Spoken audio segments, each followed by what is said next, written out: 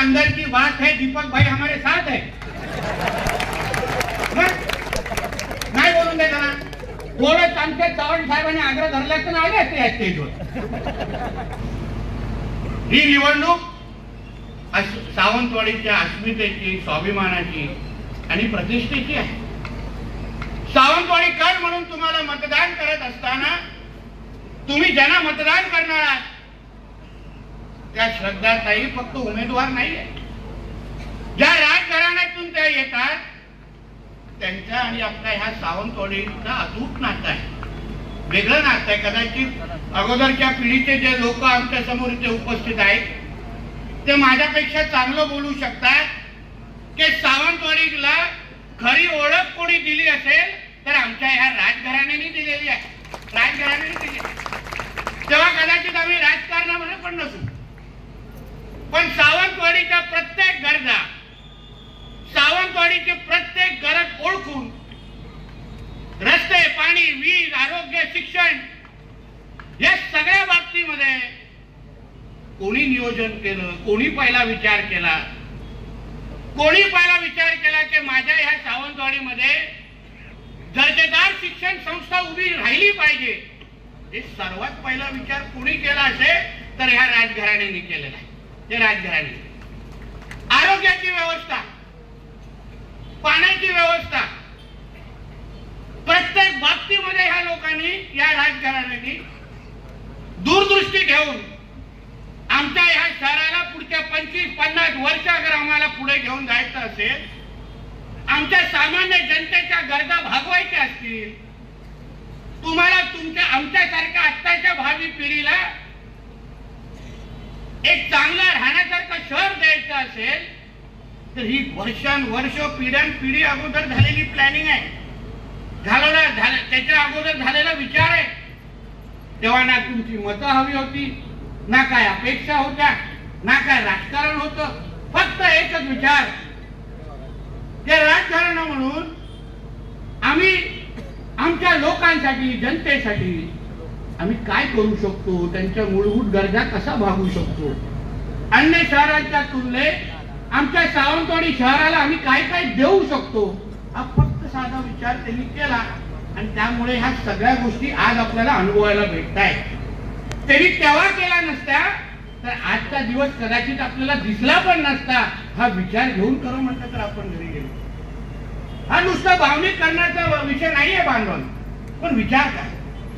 जेव्हा पहिला प्रस्ताव राजकारण्यांचा आमच्या पार्टीकडे आला, आमच्या पक्षाकडे आला, आमच्या रवी चव्हाण साहेबांकडे आला, आमच्या देवेंद्र फडणवीस साहेबांकडे आला, त्यांनी इच्छा व्यक्त केली की नाही आम्हाला काहीतरी परत एकदा आमच्या या सावंतवाडीसाठी करायचं आहे, आम्ही निवडणूक लढू शकतो का, विचार आहे आमचा. आता खरं म्हटलं तर एवढा मोठा विचार अगर नजरेसमोर ठेवला कोणी तर नाही बोलण्याची हिंमत कोणालाच येत नाही. कारण का ज्या लोकांनी आपल्याला अगर एवढं दिलं, त्यांनी अगर इच्छा व्यक्त केली असेल, त्यांना अगर परतफेड करण्याची संधी सावंतवाडीकर आणि सिंधुदुर्गकर अगर आमच्या समोर असेल तर आम्ही कुठलाही विचार न करता त्यांच्या मागे उभं राहण्याचं आम्ही ठरवलं. आणि म्हणून आजच्या व्यासपीठावर नगराध्यक्ष उमेदवार म्हणून आज तुमच्या समोर उभे आहे. आणि मी जसं त्या दिवशी बोललो माझ्या पत्रकार परिषदेमध्ये, आम्हाला सगळ्यांकडून पण तीच अपेक्षा होती, सगळ्याच राजकीय पक्ष. कारण शेवटी आम्ही भारतीय जनता पक्ष, शिवसेना, काँग्रेस हे सगळे कार्यकर्ते आम्ही नंतर आहोत.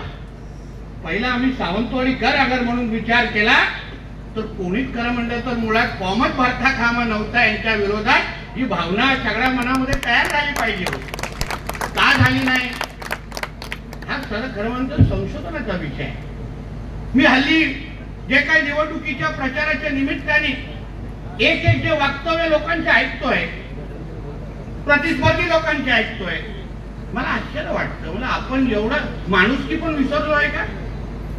राजकारण, निवडणुका आपल्यासाठी एवढं महत्वाचं झालं आहे का की आपल्याला ज्या लोकांनी एवढं दिलं, जे लोक आपल्याबरोबर निस्वार्थ उभं राहिले, सावंतवाडीसाठी काय काय हवं असेल, तुम्हाला ह्यासाठी प्रकल्पासाठी जागा हवी आहे, शिक्षण संस्था उभी करायची आहे, दुसरा कुठला विकासात्मक प्रकल्प उभा करायचा आहे, चला आम्ही तुम्हाला जे काय पाहिजे ते तुमच्या बरोबर उभे आहोत, तुम्ही आम्हाला काय नाही दिलं तरी चालेल, पण आम्ही सावंतवाडीच्या बरोबर उभे आहोत हे वर्षानुवर्ष अगर हे कुटुंब इथे भावना व्यक्त करत असेल तर मग आपण तर न विचार करताच या निवडणुकीमध्ये मतदान करायला.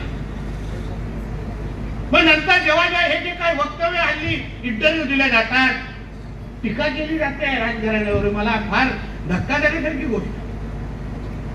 काही लोक म्हणतात राजघराणा हा विषय संपलेला आहे, संपलाय हा शब्द, संपला हा शब्द राजघराण्यासाठी वापरला, संपला.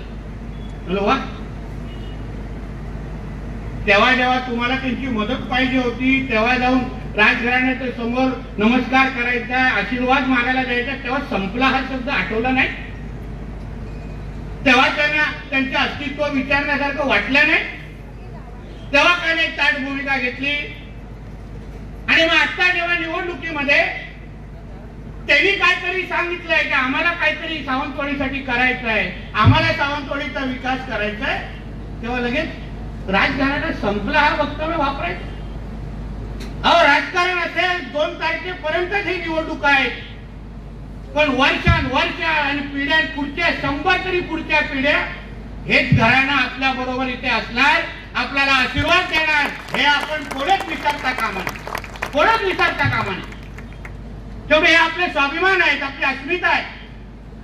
आपण अगर ही भावना अगर आपण व्यक्त केली ते विषय संपले आहेत तर मग आपण बाहेर काय चेहरा दाखवणार? ताईंच्या भाषेवर, ताईंच्या विविध विषयावर टीका करायची. आपल्या घरामध्ये माता भगिनी नाही, आपल्याकडे मुली नाही, या विषय बाहेर काढून तुम्ही आपले संस्कार दाखवत नाहीयेत का?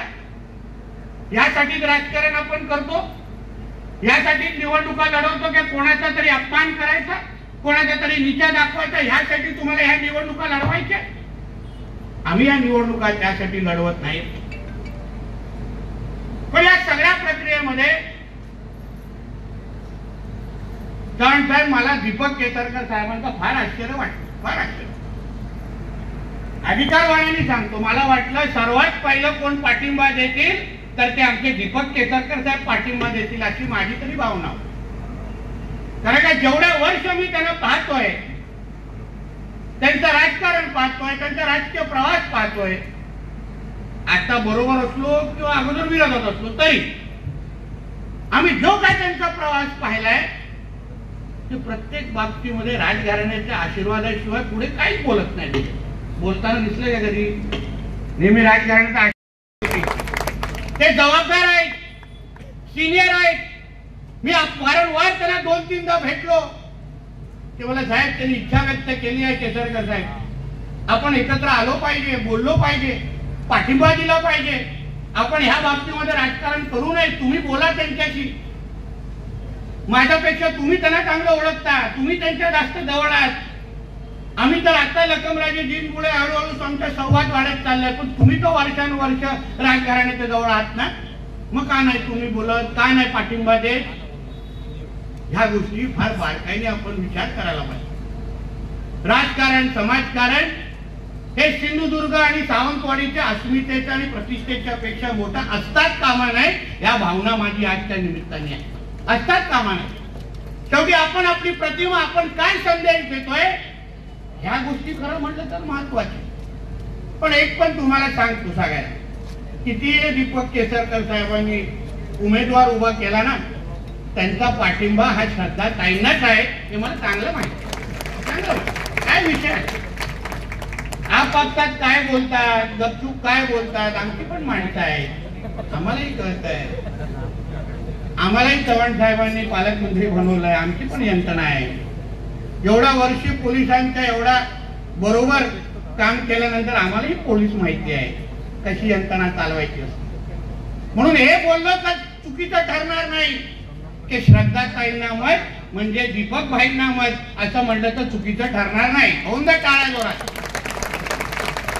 मग शेवटी आपल्याला हाच चुकला पाठिंबा, काय विषय त्याच्यामध्ये? ये अंदर की बात है, दीपक भाई हमारे साथ है.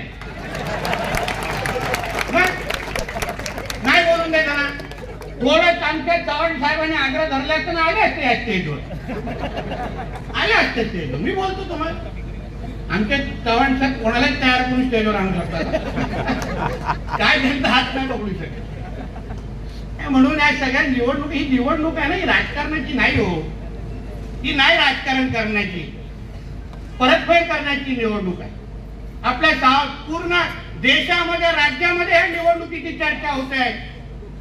ते सावंतवाडीचं राजकारण ह्या निवडणुकीमध्ये उतरलंय आणि सावंतवाडीची जनता त्यांच्या बरोबर कशी उभी राहते हे फक्त एक बारकाईने राज्याचे आणि देशाचे लोक बघतायत.